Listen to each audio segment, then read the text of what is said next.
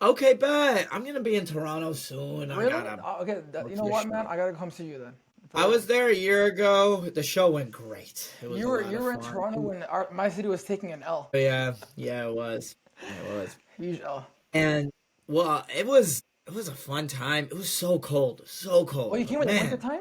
Yeah, I came last November. I came the week of the election. Like Trump was getting ready to win. Oof. Yeah. To be And yeah. Sorry, you were saying go something. ahead. No, no, no, no. Sorry, sorry. I was just gonna say. And then I remember making fun of Canadians for wearing MAGA hats. There's a lot of them that actually do, believe it or not. I know. I was like, you're. I literally. I was at a comedy show. Where was I? Was no. Was it a comedy bar? It was somewhere else. And, it was a basement show. Toronto's got a great comedy scene, and I remember just seeing someone in the back wearing a MAGA hat, and then I go, "Is that your Halloween outfit?" And they were like, "Nah, bro. Like Trump's gonna win." And I go, "I just want to say you're Canadian," and then they were like, "Yeah." I was like, "As an American, you're so lame. That was lame." I Dude, was it's like, crazy. So many Canadians here, they're so they're huge Trump supporters, and in my head, I'm like, you don't even live in the country, and it's funny "You don't because live in the no, we don't. I literally said, I go, you don't see me being like, hey, Xi Jinping, bro, that's my guy. It's crazy. It's to the point because I've only been to one comedy show. I'm not sure if you know Dave Merhesh. Oh, I love him. Yeah, That's one of my dude. He is. I actually need to talk to him. I haven't talked to him in a minute. I used to go over to his place and give him social media consulting, really? and then Yeah, he was because just like, we interviewed him. He's like one of the nicest human beings I've ever like spoken to. very sweet. Was such a cool guy, and I found like in my head, I feel like comedians like yourselves, people they're intimidated, but in mine, I'm like I think you guys are the geniuses because to be up on stage and be able to think of the joke by yourself, not everybody has that like momentum because people like you have. I guess we'll talk about it more in depth in our conversation. But I feel like you have sketch people who are like just like funny through conversations, but then it's like then you have comedians like yourselves, like you're able to be witty, you're able to be smart and talented, and that's what I love about your. I can't do it. Like I'm funny in a different way. I can be funny with jokes like with You're my funny friends, in but podcasts. you put Yeah, me yeah. on stage, yeah, I'm like, I'm not gonna go nowhere. I might get canceled.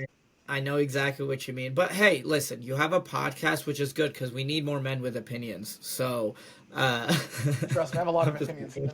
I'm fucking with you. I'm kidding. I'm about to I get like how you canceled. took that personally. I'm just kidding, bro. I used to have a podcast. I'm probably gonna be Oh, really? back on one Oh, soon. damn, I gotta listen to it then. But no, what was I gonna say? Yeah, I know exactly what you mean about. Thank you for the compliment because I started stand up. It'll be 9 years next month, and when I started, it was all about writing jokes and getting on stage. Well, before that, I was also doing improv comedy, and then that was like me Yeah. and a group of friends, and we would say like it's the whitest thing ever, but it was a lot of fun. It would be like, can we get a one word suggestion? We would just do scenes based off that one word. Then I got into stand up and I fell in love with it. And then since then, like, yeah, I started stand up around 2016. Yeah, it'll be 10 years. So 2016. And and then podcasts, it's like, okay, have to have a podcast, but you got to learn how to be funny in podcast. And then TikTok came out. I was like, okay, now I got to figure out how to be funny on TikTok. But luckily, I was already big on improv and sketch comedy. Yeah. So like when you saw that character of me playing the Baba Yeah, yeah, and my friend Bilal Sharmouk, shout out to my boy, yeah. he was playing the uncle. And even in the beginning, like when I started TikTok, it used to be with my white roommate named Ryan. And that was like the heyday. It was like when I was like really big on TikTok. It was Really pretty cool. interesting. Yeah, yeah, yeah. I'm pretty sure that's why your sister was like, oh, I've watched him for so long. Because we had a lot of like, your younger sister, I'm assuming? Yeah, she's a year younger than me, but she Yeah, watches. yeah. So, but it's like a lot of like younger people were like really getting into Yeah, TikTok, especially during the pandemic. So we were like, yeah, a lot of our videos were doing really well. interesting. So it was nice. Yeah, I can't wait to talk to you more about it. I feel like we've been recording for 5 minutes. Talking about it right now, my man. That's me. The next question. Trust me, I just want to give you a proper introduction first. Ladies and Okay, I love gentlemen, it. at this point, you're probably hearing us laughing and joking around. We're having a conversation behind the scenes, laughing and joking around. Today we have the legend Ahmed Al-kadri is a Yemeni American comedian, actor, and content creator whose humor bridges culture, identity, and everyday chaos. I'm happy you're here, and honestly, I'm kind of excited because I was kind of nervous when I was interviewing. I'm like, man, this guy's not gonna respond. When I saw it, man, this guy made my day. I'm like, thank God someone said yes for the longest I got time. you. Welcome to the podcast, brother. How are you? Alhamdulillah, man. Thanks for reaching out. And honestly, you caught me at like the perfect time because I was like just coming back from my tour. And yeah, I don't look at my request folder all the time, Kazim did mention you, and then when I did see it, I was like, oh yeah, that's the guy. And I'm always down to like talk to. I feel like we, especially nowadays with the industry, it's now harder than ever. Like it goes through waves, obviously, but obviously Islamophobia has never been higher, especially with Zoran Mamdani getting ready to win, and 2 years ago with when during the Gaza. Well, I don't want to say the war. I don't. It's not a war, but I like during 2 years ago when I'll say 2 years ago when more people are paying attention for Palestine. And now more people are being more Islamophobic than ever. And it has been kind of like scarce for opportunities for the industry with Arab or MENA or Middle Eastern people. So that's why like anytime like alhamdulillah we have the power of social media. So anytime there's any Arab creator or Arab podcaster and it hits me up, I will try my best to like get on their podcast or try new things or to collaborate because we all have to like lift each other up. I appreciate you having that mindset because I have the same mindset as well. Like I've been like doing podcasting. Like me and my friend have been doing podcasting for 7 years. But I feel like anytime someone has a podcast, like other people will look at it or like, oh, you're my competition. But I'm like, if you're another Arab, in my opinion, I want to help you out because I know where my podcast stands, and I know if your podcast is different, you do you. And even if we're similar, why can't we both be at the top of our game? Because I'm like, for example, you don't see like guys like, for example, Jimmy Fallon or Jimmy Kimmel like competing. They have their own talk shows. People like them for whatever the reason they like them. So we could do the same thing and still be on top of our game and like allowing people to come on our guests. And I feel like as Arab communities, we need to help each other. And I feel like more than ever. Now we're slowly getting there. And I was like, that's why I always love interviewing like Arabs who are even like Africa. It doesn't matter where they're from. Like who are just like specifically in that realm because I want to like help our community grow. Give that voice. Yeah, really good mindset to have. And the scarcity mentality is slowly, there's obviously some people who still have that, but it came from like the old days of the industry. Back then when there were gatekeepers and there were just a few people that could, industry people in black suits, that could just, what was I going to say? That could just go into the comedy club, for example. I'm speaking comedy terms, but same thing in the acting rooms where they could just point and they go, okay, you're going to be the next star or you're going to be the next person. You know, it was hard to like just cultivate your own audience, but that's the cool thing. Like it's this catch-22 because it's like, you know, with TikTok and Instagram, alhamdulillah, I was able to cultivate my own audience. I still don't have an agent or a manager. I still do everything on my own. I was able to, you know, I've been able to tour on my own, travel, all that stuff. But on the other hand, it's like it's all on me, you know, and it's a lot more work, and you got to be very consistent. But I'm very grateful for the reward that has come so far. Yeah, I want to start off. We always start off by asking our guests to tell us about your story, and we kind of go from there. So like I want like let our audience know about you, how you started into comedy, how you transitioned. Transition into a woman, yeah. You're like how you transition. I'm like, okay, sorry, I've been watching too much Fox News. Anyways, okay, what was I gonna say? It all, yeah, just sparked on kind of like what I said earlier, you know, like, you know, I've always loved comedy since I was a kid. My dad was a very funny guy. My brothers and I were all very funny. We grew up in like, honestly, an Islamic community like everybody else, like most big cities. But I grew up in Dallas. Man, that's now Al-Qaryah. Oh my God, my dad was the one who personally brought Imam Umar Suleiman to our masjid or to our community. That's crazy.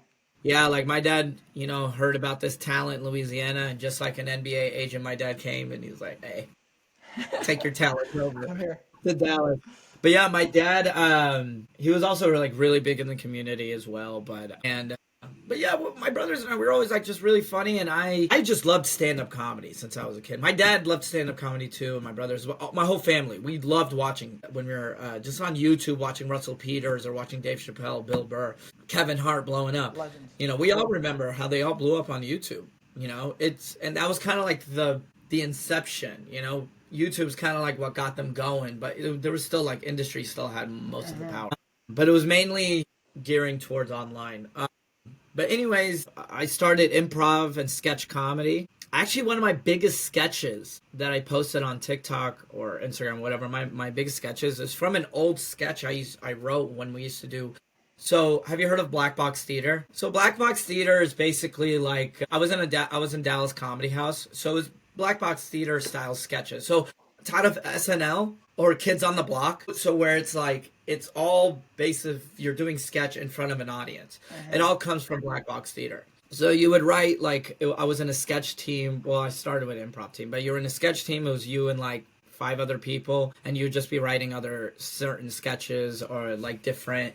What is like a certain sketch that I had that I can't really remember on the top of my head, but the main one that I later on turned into a sketch in TikTok, or I turned it into content, but it was a sketch about me walking into like a break room, like a work break room, and then my friends are like, "Hey, you want some food?" I'm like, "Nah, it's Ramadan. I'm fasting." They go, "No." I go, "Oh, I'm fasting." Go, "Oh, okay. Well, namaste." I'm like, "No, it's Ramadan." They're like, "What?" I'm like, "So where we fast from sunrise to sunset for 30 days," and then they're like, "No eating for 30 days." It's like that, that specific conversation, like not even water, not even water. So it was like that 3 beat style sketch Yep. that we wrote, and it did really well, when I was in the sketch team. And then when I got into TikTok and Instagram, I turned that into like a piece of content where I would just play all the characters. It's actually one of my most viewed videos on social media.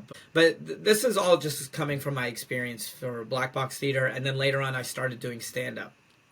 So I was doing stand-up, improv comedy, and sketch comedy all in Dallas Comedy House. It was like a great stomping grounds because the scene was small. And then 2018, I still remember, like, I moved to LA and then started my journey, just running the open mics, started doing Groundlings, which is also a sketch.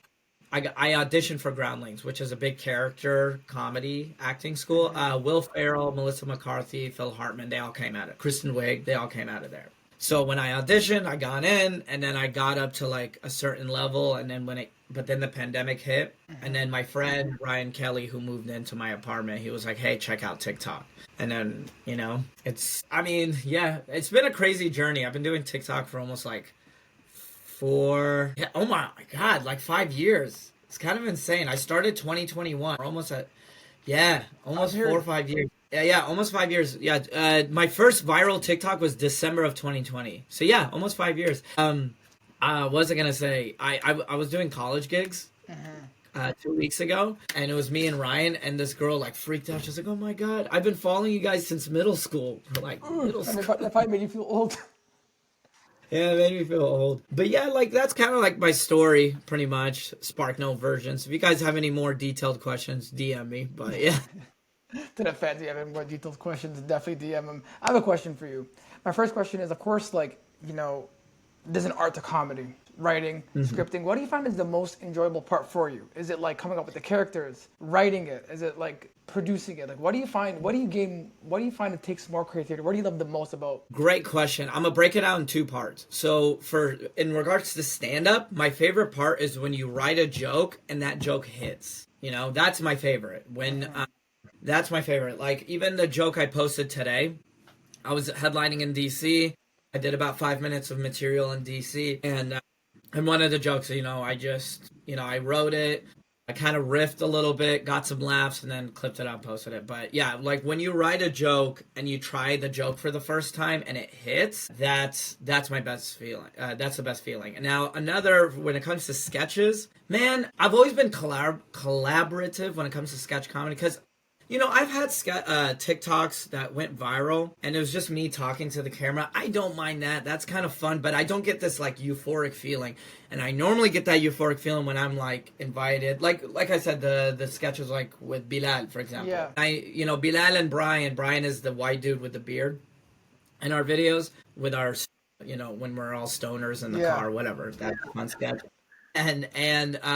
But they're coming over tomorrow. And my favorite is when we sit around, we just bullshit, we're having fun, we're exchanging ideas. And then, like, one of our biggest videos, we just had so much filming it. It was me, Bilal, and my friend Reem, Idan, shout out to her. She's an Iraqi comedian. And I had her play my wife. And it's the one where Brian is holding phone. He goes, I'm getting a divorce. I don't know if you saw that video. Yeah.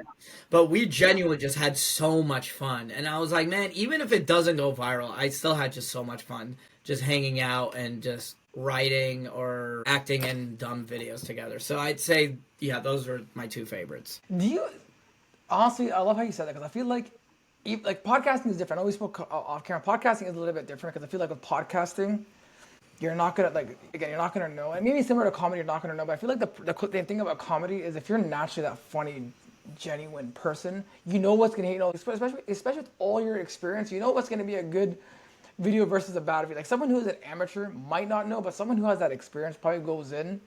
And obviously with your experience respectively, you definitely do know. And I guess for me, I want to ask my next question was going to be because I know we spoke about Gaza earlier, but do you feel like the political situation has changed the state of comedy? Like where, for example, you have to now address certain things within your comedy things in a more of a fun way. For sure. So I'm gonna be honest. I've never been a political comedian. I mean, some people say my jokes can be political. I mean, nowadays everything's politicized. You make a joke about mask, that's politicized. I made a joke. I need a like. Did I post it? No, I haven't posted it yet. But I just wrote a joke about how about some dude wearing "Keep America Great" hats, and then he's selling them. He was like, "MAGA hats, get your MAGA hats." I was like, "Don't you mean CAG hats?" And he was like, "What do you mean?" I was like, "You got the acronym all wrong." And he's looking at me. He's like, "What's an acronym?" And I was like, "Bro, y'all can't be this stupid." And then and then later, basically, the funny part is he called me. I thought it was like he called me a trans terrorist. He was like he smart ass liberal trans terrorist Democrat. That is so funny. And like he just thought of every word, every word Fox News told him, like all the Yeah. Fox News buzzword, he just had to say it at me. And then I thought it was funny, and then next thing you know, I made a joke about the word trans terrorist. I was like, "What's a trans terrorist?" But like that could be like the punchline is just making jokes about like what a trans terrorist is, but like, it's like that can be a political joke. I mean, personally, I've never been like Trump did this and this is my opinion Yeah. on it. My comedy is mainly, or my stand-up comedy is mainly like this is what happened to me, and this is the joke that comes from it. Does that make sense? Yeah. So like I have a bit about when I went to India and how everyone thought I was Indian. And I was haggling like this the whole time with an Yeah. Indian accent. Like it was just like or my family experience, stuff like that. If it becomes like I said, it can be political, but if it's like if like I said, I was in DC, so it kinda like low key turned into a political joke. But to answer your question, you were saying politics and comedy. We're at this point where it's like we can't help but to do it, you know? One of my best friends who I tour with is his name is Sammy Obeid. I know. And He's yeah, on it's the one of show. my best friends. Yeah. Before, here's the thing: he was always political. Like he Yeah. grew up in Fremont. Like he's very liberal. Like before October 7th, like when he and we used to co-headline together. You know, I was very personal experience and cultural backgrounds and my family, all that stuff. Silly, and I have a lot of dark jokes. I love a good dark joke, but or like an edgy, offensive joke. I love that. But he was always like, you know, he was very liberal. He was talking about gun control. He was talking about drags reading kids to school. You know, he was talking about gay marriage. He talked about climate change. He talked about everything. Like he was very leftist, so everything. And you know, he did talk about Palestine, but that was like let's say 5 minutes of that set. And then October 7th happened, and then he just went all in because he had so much to say about it, you know. And he's always been political, but he had so much to say about it. He was very passionate about that subject. And then you have him who just can't help but to talk about it. I mean, he is Palestinian. And then you have like Steve Hofstetter. He's always been political. Like that's just who he was, you know. It was like the Daily Show meets stand up. That's who he is. And then you got the other side. You got the right wing grifters. You know?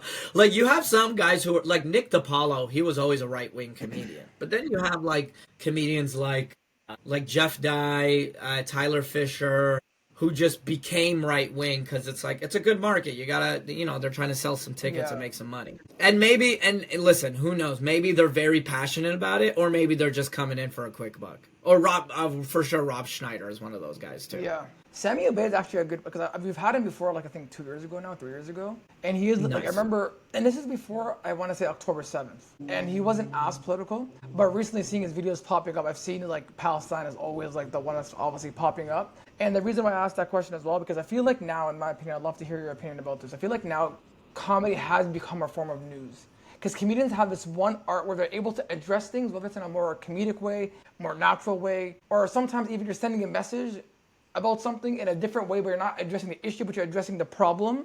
And then the news, on the other hand, like you hear, oh, so-and-so broke up, but like we don't care about that. We want what's actually happening. So for you guys, you have this like stage. Do you feel like as comedians, it's not maybe a responsibility, but do you feel like you have like, you guys are taking that lead now by like informing people about what's going on? I kind of it is so funny because I feel okay. I'm gonna be honest with you, bro. Like I feel indifferent about it because on one hand I'm like as a Arab person, it's like yeah, bro, we got to speak truth to power, and but also it's like You're trying to do it's just comedy. sad because it is sad because it's sad not as a comedian, it's sad as where the world has come to that people are looking at comedians now. Yeah. Does that make sense? Hmm. Because back then it was politicians or people who are like, yeah, politicians, you're the one that you're supposed to be taken seriously. Because it kind of flipped around 2016 to 2018, and then you see that shift because it was like politicians you take seriously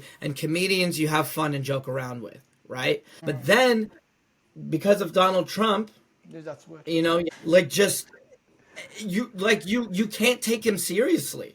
So then people look at comedians just shitting on this guy or making jokes about him because it's like we can't. I mean, back then there was the George Carlins, but now there's hundreds of George Carlins. Yeah. So, but it's up to you, like with using social media, is to cultivate your own audience. Does that make sense? So it's like, I think for me at least, I could speak for myself. For me, it's like, I'm pro-Palestine. I'm leftist, Yeah.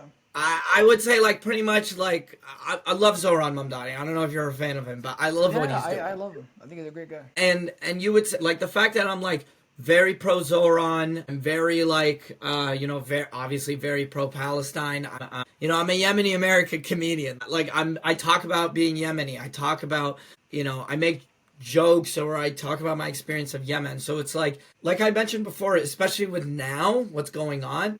Me just talking about my experience is like it is a political move. It is like a way for the only thing I dislike, the only thing that my gripe about it is I'm a comedian and it's like sometimes I tell jokes and it's like, guys, just don't take it seriously. Like I'm kidding. I'm kidding. And I got into comedy just to joke around. One of my favorite comedians is Patrice O'Neal. I don't know if you've heard of him. You have some homework to do. You would love Patrice O'Neal. I'm telling you, especially every Arab guy loves Patrice O'Neal. He was the Andrew Tate before Andrew Tate. I'm being for real. But not like he wasn't like Andrew Tate as damaging. But I'm saying like Patrice O'Neal was like very funny in a sense when it came to dating, relationship, and men and women.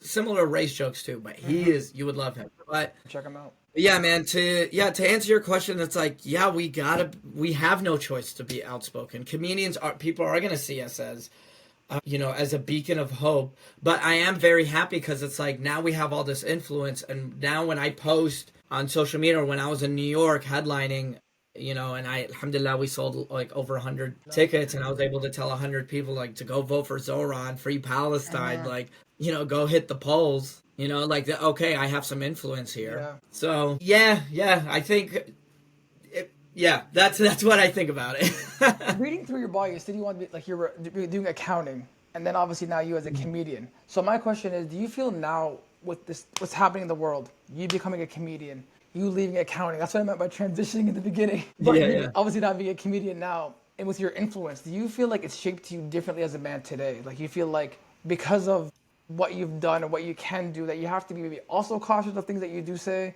because some people can be impressionable, like listen to you? Or do you feel that aside from like you being you, but like how much have you feel like you've changed over the state of comedy, like just you yourself and the things now, like people are now coming to like, man, I never knew this was happening in Palestine, I never knew this was happening in the world? I mean, for me, like, obviously everyone knows about Palestine, but like, and I'm very grateful for that. And I still, obviously it's like, that I am pro-Palestine. I've done a couple like bits about the Palestine movement. I personally haven't. I've written some jokes so far. Sorry, that's mine. And I put my phone on Do Not Disturb. That's a... No, Wallah, you're good. Wallah, you're good.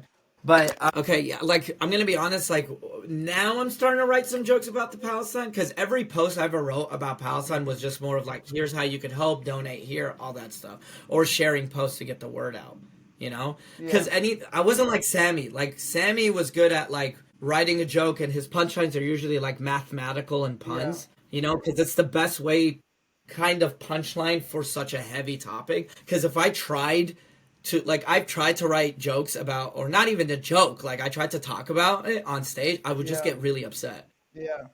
Like I tried writing a bit about how like Israel is literally like, the Israeli government is like, oh, like, people don't like us. And then I'm like, or the world doesn't like us. And I'm like, stick a microphone in front of any Israeli. And they literally go, even the children should die. That's all Arabs. And then they take the microphone away. They're like, whoa, whoa. So anyways, what are we going to do about our PR problem? Like, the cognitive dissonance. And that's all I could say. Like, I couldn't write a punchline about it because I was just so angry on stage talking about it. And people are just nodding and clapping. Yeah. But like my job as a comedian personally, I think is just I'm supposed to make you laugh, you know? And if I'm just like ramping you up, I don't think I'm doing my job right, you know? Yeah, and honestly, to add on to your point, I guess it will lead to my next question, but to add on to your point, I feel like comedians are supposed to make you laugh. And I don't understand why some people like hecklers in your show or in any show are always like, oh, they get so sensitive. It's like at the end of the day, you as a comedian, you don't have any any ill will, sorry. You're here to make them laugh if you don't get the joke. And I feel like I always tell people, I'm like, try to understand the joke from their perspective.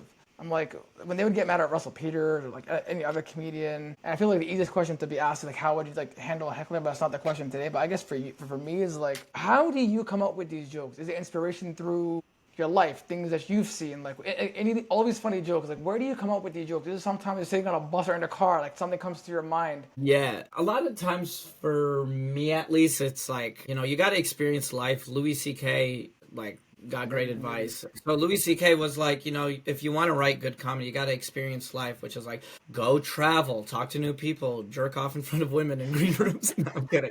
But you know, sexual misconduct. No, I'm kidding. But no, like, I'll tell you an example. Like, I wrote a couple jokes this past, like, I wrote this one joke, like sometimes like I would accentuate the joke or like accentuate what actually happened just for pure comedic purposes. Yeah.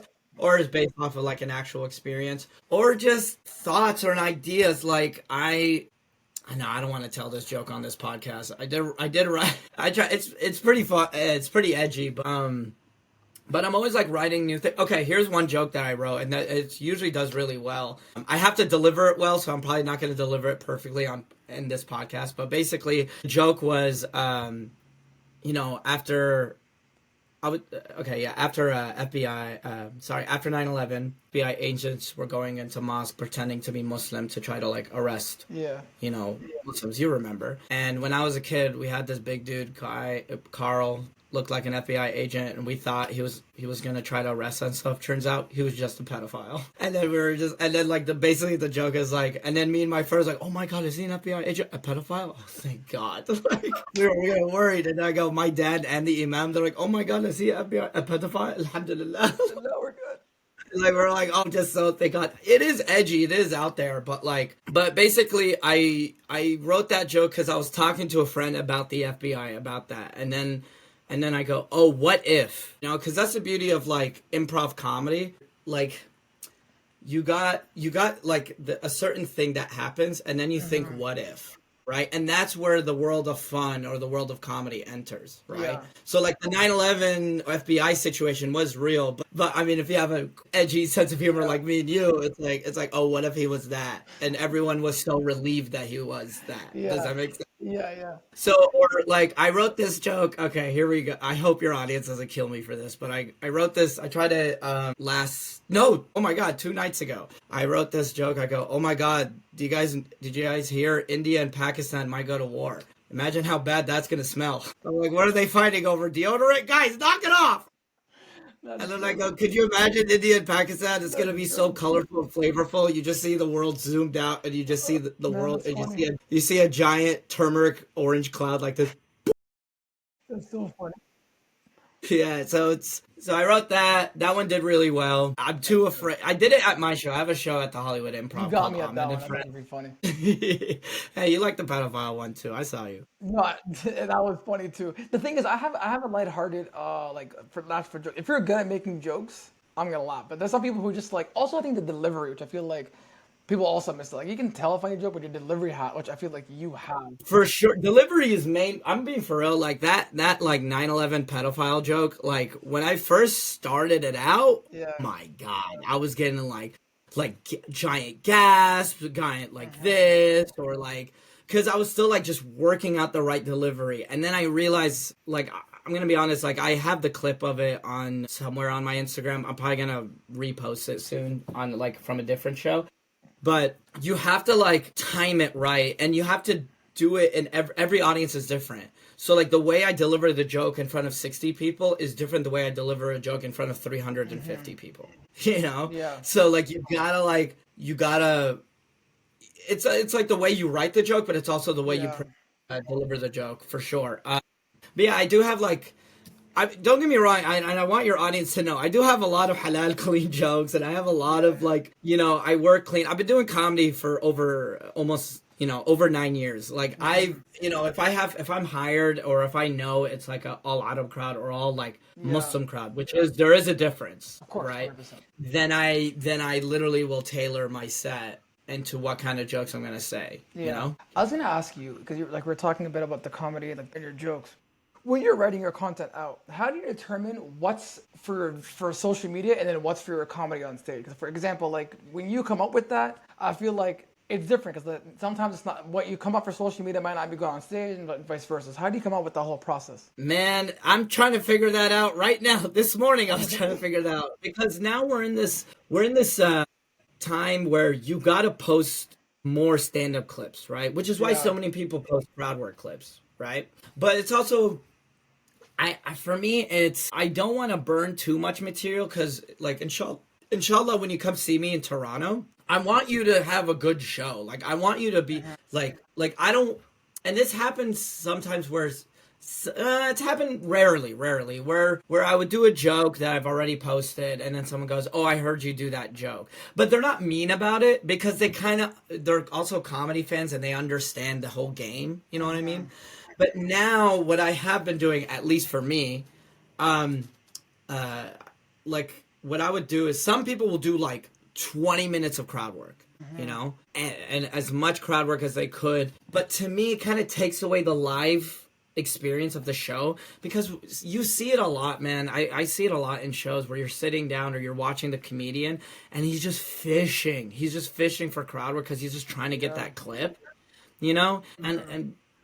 and it's kind of annoying. Like, yeah, there are some guys who are just really good at crowd work, like Matt Rife or that's it. But for me, like now what I've been doing is like, okay, I'll do some crowd work up top, but or throughout the show if it happens, if it comes up. Like I have a couple like good crowd work moments that I'm about to drop this week or next week. It was from my DC show, and there was like this one kid named Calvin, or there's this one lesbian girl, and I was like, doing crowd work with them, you know what I mean? And those are like cool. It went well, and it was good footage that I could drop. But now like I'll write as many jokes as possible. Like I did like, as many jokes about DC or my experience in DC, and then I'll clip that up. Or I'll write some jokes that I'm probably going to burn because I'm not going to do it anymore. But I right now have like at least 40 minutes of material that I'm just like not touching. Or not touching, but like not clipping up. Like I'm just going to like hold this material for a bit. Maybe I might clip it up if I find a better joke to replace it.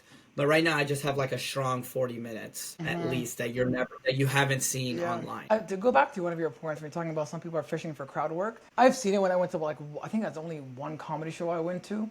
Yeah. And like it was like the beginning they were like fishing, but I feel like also the person was talking about astrology, and I'm like, I guess that room did not give an F about astrology. They did not care about astrology, and I felt bad because I'm like, it's bombing on stage. There's nothing more embarrassing than bombing on stage. Yeah, okay, so I'm glad you brought that up. So in this particular situation, when I started comedy, like if you talk to all the OGs, even Chappelle too, Kevin Hart, or even like, or at least the people like a little bit after that generation, when I started stand up, all the older comics were looking at me like, hey, crowd work is a cop out. Right? Yeah. They go, crowd work is when you start doing crowd work when you start bombing. So that's exactly the situation with that comedian that you saw. Because fucking every comedian has an astrology joke. Every podcaster, every meme aggregator, every person has an astrology joke. Even me, when my first few years of comedy, And and everyone has it, and that's why I was probably bombing. And he was probably a new comic. He was probably like not even doing that well, so he just went straight to crowd work. And he was like, "All right, what do you do for a living?" Yeah. And the reason why crowd work does so well is because it's awkward. It's weird. Yeah. You were in the room. You felt while the audience member was talking, you felt that weird tension. So, Yeah, 100%. right. And that's what laughter comes from. Just on a scientific basis. On a scientific basis. When you're at work and people just laugh for no reason because everyone's in their business casual outfits or in a suit, and you're in a meeting, and then you're like, don't talk to me until I have my coffee, and everyone's like, oh. Or you're in the break room, someone goes, oh, just getting the day started. It's like, oh, I know, what a long weekend. You know what I'm talking about? You're laughing because you know exactly what I'm talking about. That's basically a lot, not all crowd work, but that's kind of like what crowd work is. Like, you see that a lot. Like, you see a comedian and they're bombing because they're not funny or they didn't write good material, and then they just resort to crowd work because they're fishing for clips, or they just resort to crowd work because they know it's easy. Yeah. And then what makes me upset, I'm getting passionate now, but what makes me upset is like now I'm seeing younger comedians who think, oh, I gotta be good at crowd work, which is just not the case. But now comedy is big. It's to each their own. Some comedians are just really good at some comedians are good at crowd work, and they have an audience that want to see crowd work. And then you have the Josh Johnsons and the Sammy Obeid, who write a lot of jokes, and they're here to see their perspective on certain political views. Yeah, that's really true. Honestly, again, I'm not a comedian. Like, I'm just like a viewer.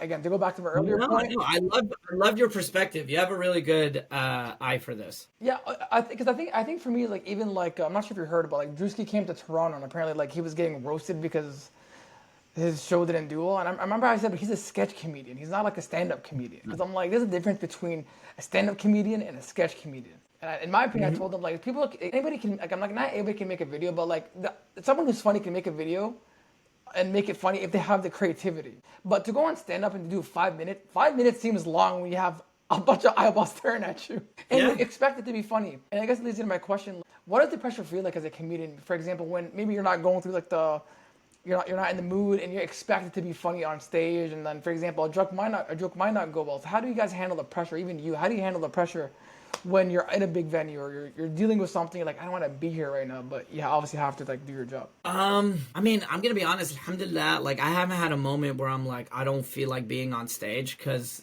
I think that's what makes me a comedian, because I love it. Like, I could be, and this happened before. I was headlining in Dallas back in April, and I was a bit under the weather. I don't know if I said that right, but anyways, well, like, usually people have like water bottles, sometimes a beer or a cocktail or whatever, but every comedian's different. But I had lemon and mint tea. I had shahi, and I had it on the stool, and I'm like telling my jokes, and then I got, drink every couple jokes because I was just tired, but I still loved it. But to answer your question about, wait, can you repeat your question? Was something about even if I don't feel like it, and what else? You feel like if you don't feel like you're doing it, like the pressure, like how do you handle the pressure when you're on stage? Oh, the pressure of bombing and when the joke is not doing well. You said that. Okay, got it. So you gotta eat it. You're going to bomb. This is every comedian ever. You're going to bomb, and on stage. Forget online right now, because online you're always gonna have hate online. That's a different story. But you're like, when you're starting on stage, you're gonna bomb, and you're gonna learn how to recover. Alhamdulillah, like, I love writing new material. I'm about to try a joke this week about my encounters with YNs, and I'm just gonna talk about YNs. Yeah. And it might not work. It might not work. It might do well, but the cool part is, it's like I do the sandwich method. I already know I'm funny. I'm confident enough. I'm gonna have some jokes up top that are gonna hit well. Then I'm gonna try these new jokes. It might not hit. Maybe will. Maybe not. And then if it does, I could recover. Or what's cool is, like, you could, if you're more relaxed on stage, you could improvise on stage. Yeah. You start, your mind thinks, because you're on stage, you feel that adrenaline, and your mind starts thinking of more punchlines. But when you're starting on comedy, you're gonna bomb. Even sometimes, like, I'm doing comedy for over 9 years. I haven't had when was like the last like pretty big I haven't had a bomb, but I've had like each comedian were doing well, but the audience was just not feeling me whatsoever. It was in Venice, and it was one of those like very rich, very white crowds in Venice, and I opened with a Arab joke, and they were just weird the rest of the show. And it took me a while to get back to recover. And that's part of the what was I gonna say? Part of the challenge sometimes as a comedian. I used to have this great Jew joke. And I could never. And then I did it. I still remember I did it once, and oh my god, the room. I sucked all the air out of the room. Oh my god. And then the funniest part is like one Jewish guy after the show, he goes, "That was pretty funny." Like he was like, "I'm Jewish." That was funny. He had a sense of humor. And I was like, "Yeah, I get it," but it happens. You gotta check in the times, huh? To add on to your bombing, do you think confidence plays a huge role as a comedian? Like whether you bomb or you don't, that you have to be confident being on stage? Because I feel like a lot of the times from my experience, and again, I'm no comedian, but I've only been to one comedy show, and I even remember Dave Merhesh telling me, he's like, you got to go to more comedy shows to see like the difference between like people who are people who are like well versed and people who are just like starting off. He's like, don't base it off of this. He's like, how good do you like? Important is it to be confident, even if your joke bombs, to like not like get like, oh, the whole stage is looking at me to continue going.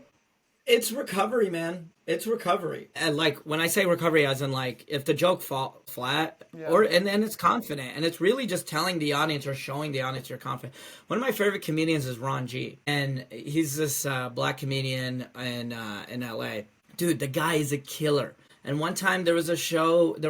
This happens a lot. Inshallah, you'll go to more comedy shows. But there was a show where the audience was just ass, bro. Like the crowd sucked. They were just not energetic. They were just giving minimal laughter or whatever. And Ron G gets up, and he's doing this bit about black church and white churches, and he's making fun of white churches in front of a crowd of white people. And there were like some chuckles here and there. But Ron G committed 100%. And he literally looks at the audience. He goes, I don't give a fuck about y'all. I'm having fun with this. And he's still like making fun. And then it got the crowd laughing even more.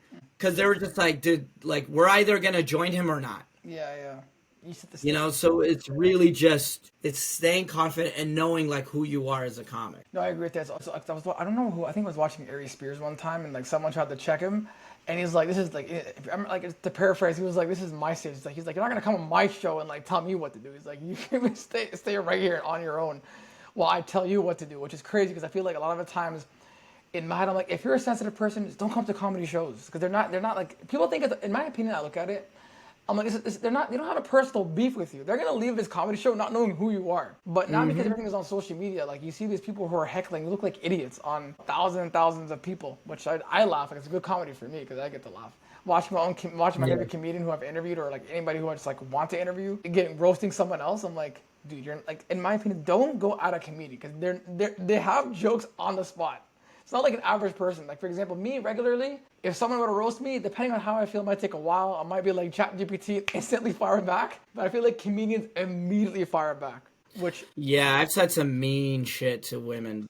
Not to women, to hecklers, sorry. But, like, the reason why I say women, because it's always... Bro, always women? Habibi, it's always a drunk white woman. It's most of the time, I swear to God, when people go, hey man, there's like, before you're about to get on stage, they go, hey man, there's a heckler. I'm always like this, drunk white women. They go, yeah.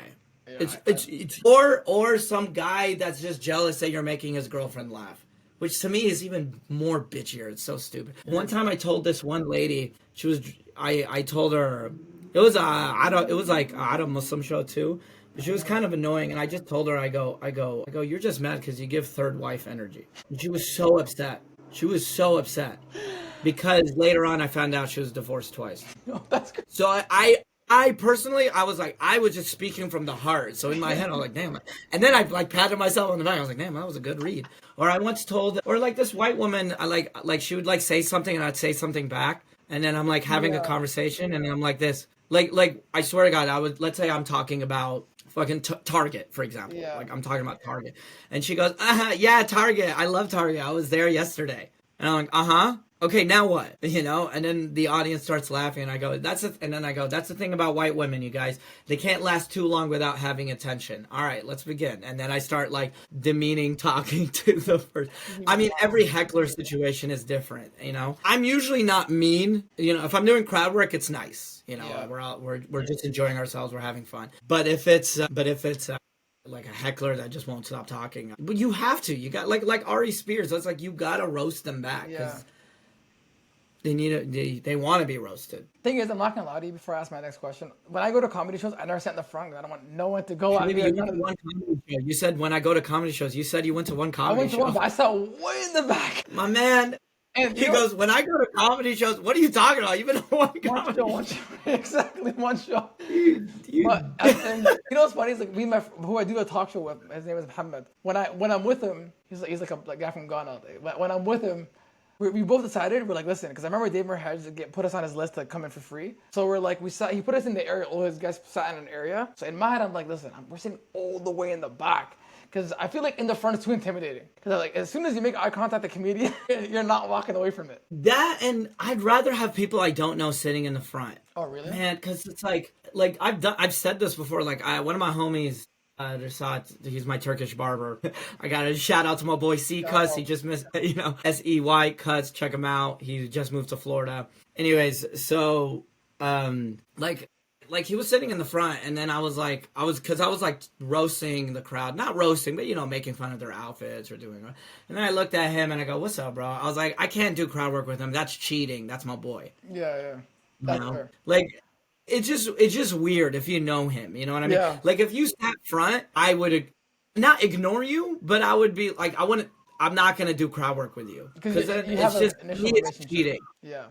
We already have a relationship, we both transitioned to women together, like we've been through a lot. But like if it's like a person you don't know, and that's kind of like I know I was just earlier shit talking crowd work, but that's kind of the beauty of crowd work. It's like kind of like you see this person and you're genuinely interested and you're talking to them and like again, that's why I think some of these crowd work comedians, like I mentioned, like Phil Hanley, Matt Rife, Jeff Curry, like they're able to like sit in the pocket and have these like awkward interactions because sometimes you don't get anything out of it. And to me, it's so awkward. Yeah. That's why like I will do my jokes. I'll do my jokes, and if something happens, I'll ask a question of like, I had bad dating advice. Anybody else had bad dating advice? And then something happens, and then like whatever happens, and then I go back to my joke that I was talking about. I guess I have two more questions for you, and then we're gonna play a little fun game with you to get to know Ahmed a little bit more. Because I'm looking at time, and I also want to be respectful of your time. Comedy today is powerful. It shapes how people see religion, culture, even themselves. What message do you want your comedy to leave behind? Damn. Honestly, okay. I've been talking about this at the end of my set, and I think this is what I'm kind of trying to go through. Like my dad, Allah yarhamu, was very like kind, generous, and very personable. Right, and he was all about community and bringing everybody together and like laughing and having a good time. My dad loved like street jokes and stuff. Like he was very like like when you would after Salah you would see him around other ammus and he's telling them all jokes. Yeah. He was that guy. And my dad, he always had this motto. He goes, when you're born, you're crying and everyone around you is smiling. Make sure you live a good life and treat other people well. So when you die, people around you are crying and you're the one smiling. Amazing advice. Yeah, it's great advice, and he had that motto, and I talk about it at the end of my set. Obviously, I talk about more about him, but I would say like the cool thing, alhamdulillah, about my audience, it's like it's not just Arab and Muslims, and I like that. I have a lot of like black people, Asians, Mexicans, gay sons and daughters. Like I have everybody. No, but for real, like I surprisingly, I'm very Muslim, and I have like all these people you would never guess just coming to my shows because they're just big fans. And I like that because it's like, one, thanks for buying a ticket and giving me your money. But also it's like kind of like wanted to just, after he died, I wanted like me and my other brothers, I want to take the baton and keep going, which is being proud of being Yemeni, being proud of being Muslim, but also like everyone in the crowd, different different colors and backgrounds and ethnicities, we're all together laughing, enjoying, and having a good time.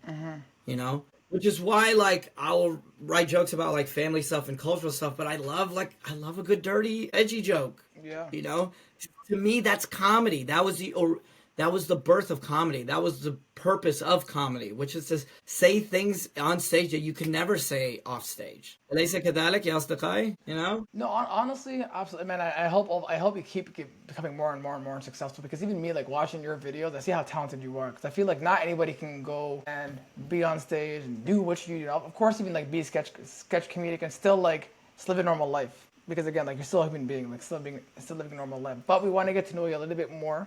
So I'm asking some questions, some fun questions, like nothing like too deep or whatever. But my first question to you is, who would you put on GOAT Mountain for comedy? So if you had Mount Rushmore for comedy, who are you putting?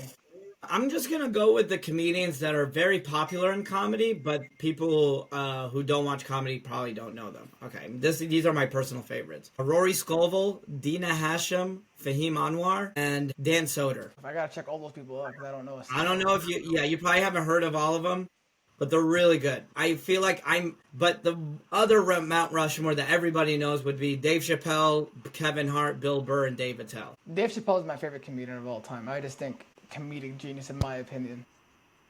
I think he's fantastic. And think about this. And this is just to go. Dave Chappelle has plenty of dirty jokes and edgy jokes. You know, it's just the only reason why people get mad when I do it is because, it's cool if they do it. It's a problem when I do it. I'm kidding. But it's because he's black and I'm Arab, so they're like, they look at me through a different lens, I guess. No, I feel also like I was gonna ask you this, but I feel like it's always so generic. People always get this question, but even canceling, people always try to cancel comedians because Dave Chappelle, they always try to cancel the comedians. In my head, I'm like, why? Again, like, I'm not sure for you. You could probably speak about it, touch on it a bit, but I feel like canceling, or it could be a fun question. Like, we can ask it as a fun question. What are your thoughts about canceling? Because I believe comedians cannot be canceled, in my opinion. It's like you're doing your job as a comedian. The only way, and this is to, like, you could take this with you. The only way someone can get canceled, whether you're a comedian, actor, influencer, Ayashi, the only way someone could get canceled is by one thing and one thing only. Is they got caught or it was a scandal over an image that they didn't represent themselves. Does that make sense? Yeah. So, for example, one guy that got canceled is one of the Try Guys from BuzzFeed. He was the wife guy, and he loved his wife. And then he got caught cheating on his wife, right? But then you have Charlie Sheen, he always talked about being on drugs. Like, that's his image, is being on drugs and sleeping around and blah, blah, blah, That's his image. If or like certain, there's some sheikhs that are not even canceled, but there's one imam or sheikh, I don't want to say his name. I think I know you know who I'm talking about, but he's a sheikh, talks about Islam, blah, blah, blah, and then gets caught, using his power to sleep with multiple women. Yeah. Like, that's how you get canceled. But if you're just a comedian that, like Louis C.K. didn't get canceled. Like, yeah, he got canceled, but he's still selling it. He sold out Madison Square Garden because the people who were still fans of Louis C.K., they were like, well, he talks about jerking off all the time. He talks about, being a pervert, and he talks about all, like, this is his image, And that's why I wanted, like, I'm not going to sit there and, like, just me personally as a comedian to just do clean halal comedy. Yeah. Because I don't want to say, because I know comedians that are like that, who only do Muslim crowds and they only do halal comedy, and I'm like, ooh, I know you. I know you behind closed doors. I know you.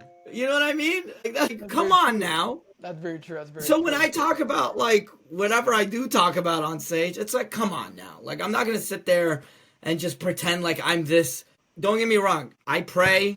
My family keeps me grounded. I am not the perfect Muslim, but that's what I'm very transparent about that. Yeah. I want you to know that. Real, because some people try to hide it. I hate that shit. Yeah. I mean, listen, if you want to hide it, sure. But I know, and it's not even just with religion. It's just also with, like, just people themselves with political, like, do you know how many Zionists right now that are hiding? I am glad the people who are outspoken about their Zionist views, good. Because I'd rather know in face. Thank you for being real, unlike the people that are closeted Zios. Agreed. 100%. right? Yeah. My next question for you is what's your favorite food to eat? I know you're Yemeni. Yemeni has some good food. Oh yeah. So this you don't really see this in Yemeni restaurants because it's only cooked homemade, but it's salnuna. Have you heard of it? You gotta Where describe are it. you from? Palestine. I could have guessed that. Okay, yeah. So salnuna, it's basically like obviously rice, Yeah. obviously, but you get it's like these red chilies, right? Dried red chili, and you boil it for a while. Yeah. You boil it for I don't know how long. My mom is the cook, not me. And then you turn it into this paste Yeah. or like this sauce, and then you kind of boil it, and you throw potatoes in there, either chicken, maybe lamb, maybe whatever you're feeling, But fried okra, maybe some other veggies if you're feeling it, and then you put it on rice, and it is. That looks fire. When I come to LA, trust me, I need that. I don't know if I'll make it for you, but if you come to Dallas, Texas, and I happen to be there, yeah, I'll have my mom make Honestly, it's it. funny. I want to go to Dallas, Texas, or I want to go to Texas specifically, not because of this. I just want to go. I always heard good things about Texas, because here in Canada it's cold. Yeah, I grew up in Texas. I'm good. You're good. I'm good on Texas. It was a great chapter of my life. I'm good. Man, you're funny, bro. Well, Lawan, I want to appreciate you for coming on, bros. Thank you so much. You're an amazing guy. And before we let you go, let everybody know where they can follow you, find you. Yeah, follow me on Instagram, Ahmed Loves Bread, or TikTok, Ahmed Loves Bread. But follow me on Instagram. It's better to follow me on there. Ahmed Loves Bread. I'm going to be headlining in Minneapolis November 6th and then Chicago November 7th. And then keep an eye out. Sign up for my email list. So go to my profile, hit the link. And the first thing is that email box. Sign up for my email list so I'll let you know when I'm in Toronto, inshallah. Inshallah, just give me 1 second, sorry. I gotta wait until I think uploads.